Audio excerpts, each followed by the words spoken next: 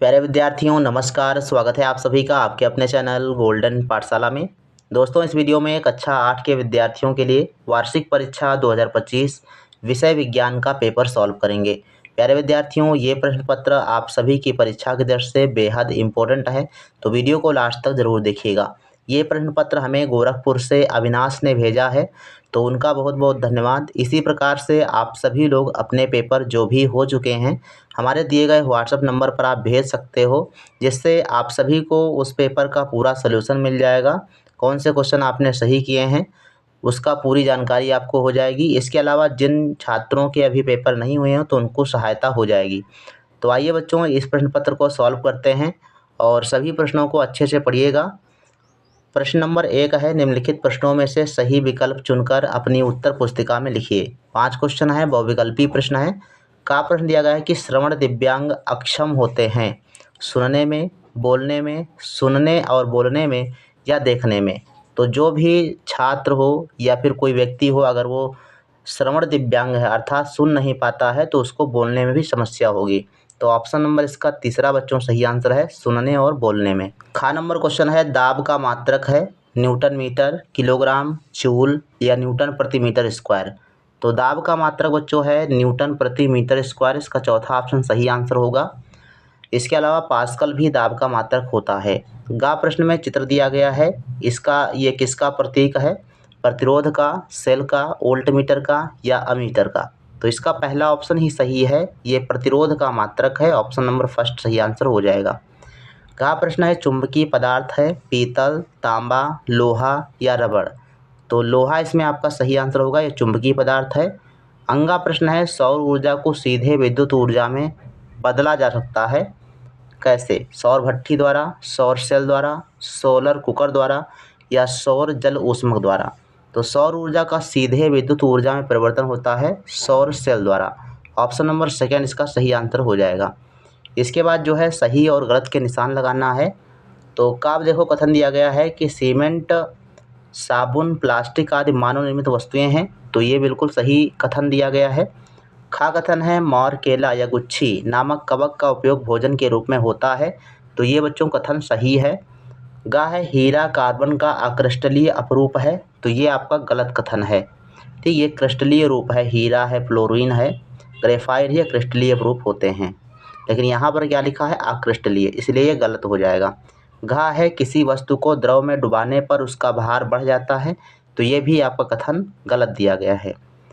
अंगा प्रश्न है, MS वर्ड में डॉक्यूमेंट में प्रिंट करंट पेज का विकल्प होता है। तो ये भी आपका सही कथन दिया गया है। इसके बाद 3 नंबर क्वेश्चन है, इसमें भी 5 प्रश्न पूछे गए हैं। तो 3 प्रश्न का वाला दिया गया है, इसमें रिक्त स्थानों की पूर्ति करना है। प्रोटॉन की खोज किसने की थी? तो प्रोटॉन की खोज की थी रदरफोर्ड ने। खा है, बुआई के लिए प्रयुक्त यंत्र कौन सा है? तो सीड ड्रिल का उपयोग किया जाता है।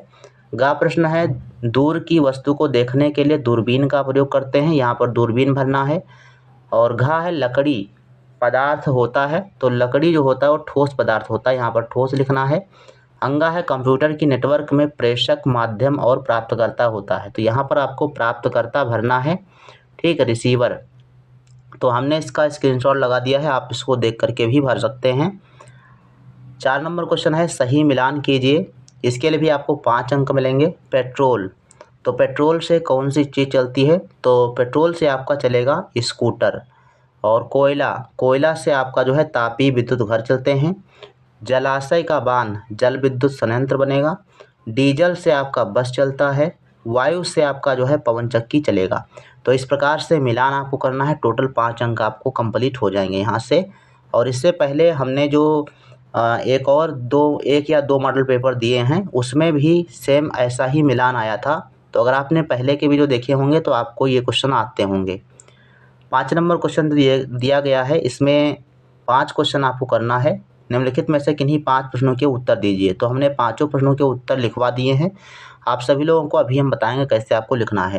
पहले क्वेश्चन देख लीजिए, मीथेन को मार्स गैस क्यों कहते हैं? नेत्र दोष क्या है? यह कितने प्रकार का होता है? नाम लिखिए। आर्किमिडीज का सिद्धांत क्या है? नाभिकीय ऊर्जा क्या है, इसका उपयोग? घरेलू विद्युत उपकरणों के प्रयोग में क्या क्या सावधानियां बरतनी चाहिए? और साइबर सुरक्षा हेतु क्या मुख्य सावधानियां क्या हैं? कोई 3 लिखिए। तो इन सभी प्रश्नों के उत्तर आइए देखते हैं। लघु उत्तरीय का पहला प्रश्न पूछा गया था, मीथेन को मार्स गैस क्यों कहते हैं? इसका उत्तर आप यहाँ से लिखेंगे तो पूरे अंक आपको मिल जाएंगे। खा नंबर क्वेश्चन है, नेत्र दोष क्या है, यह कितने प्रकार का होता है? इसका उत्तर आप यहाँ से लिखेंगे।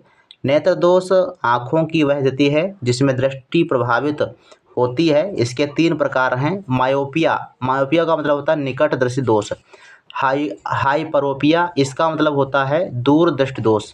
और एस्टिग्मैटिज्म, ये होता है जरा दृष्टि दोष। तो इसको आप हिंदी में ले सकते हैं निकट दृष्टि दोष, दूर दृष्टि दोष और जरा दृष्टि दोष। ठीक है, इसके बाद जो है गा प्रश्न पूछा गया था कि आर्किमिडीज का सिद्धांत लिखिए। तो यहाँ पर जो है इसका उत्तर लिख सकते हैं, कोई वस्तु जब द्रव में डुबाई जाती है तो वह अपने द्वारा हटाए गए द्रव के भार के बराबर ऊपर की ओर बल अनुभव करती है या कराती है। इसके बाद जो है घ प्रश्न पूछा गया था, नाभिकीय ऊर्जा क्या है, इसका प्रयोग लिखिए। तो नाभिकीय ऊर्जा परमाणु विखंडन या संलयन से उत्पन्न होती है।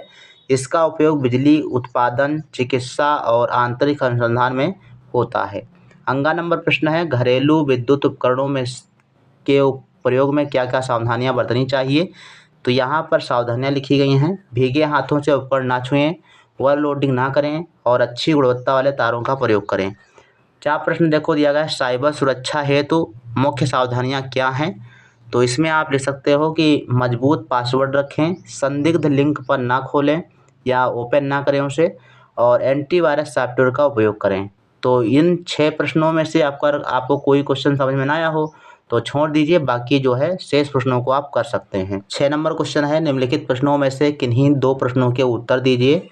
इसमें आपको 5 क्वेश्चन मिलेंगे एक प्रश्न का उत्तर लिखने के लिए। 10 नंबर टोटल यहाँ से आपके कंप्लीट होंगे। पहला प्रश्न है, अमीटर तथा वोल्ट मीटर में अंतर लिखिए। खा प्रश्न है, ईंधन क्या है, ईंधन का वर्गीकरण उदाहरण सहित लिखिए। और गा प्रश्न जो है एक सवाल है। घा प्रश्न है, ऊर्जा संकट क्या है, इस संकट को दूर करने के क्या उपाय हैं? तो इन सभी के उत्तर आप जो है देख लीजिए। प्रश्न बच्चों पूछे गए हैं, इनके उत्तर आप यहाँ से ले सकते हो।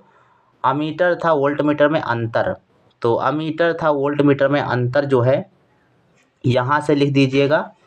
पहले आप अमीटर लिख लीजिएगा, अमीटर में कुछ विशेषताएं हैं, इनको आप लिख दीजिएगा। 4 पॉइंट यहाँ पर दिखाए गए हैं, चारों पॉइंट याद कर लेंगे, लिख देंगे। ठीक, ये अमीटर में आपको लिख देना है।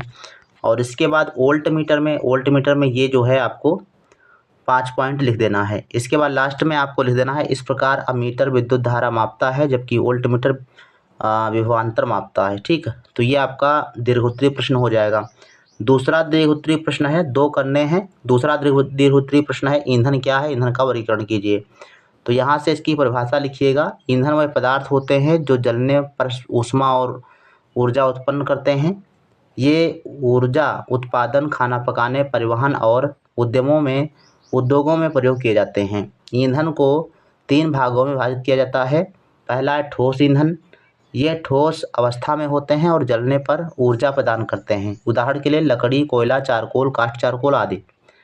और दूसरा है द्रव ईंधन, यह द्रव अवस्था में होते हैं, इनका उपयोग इंजन व अन्य मशीनों में प्रयोग किया जाता है।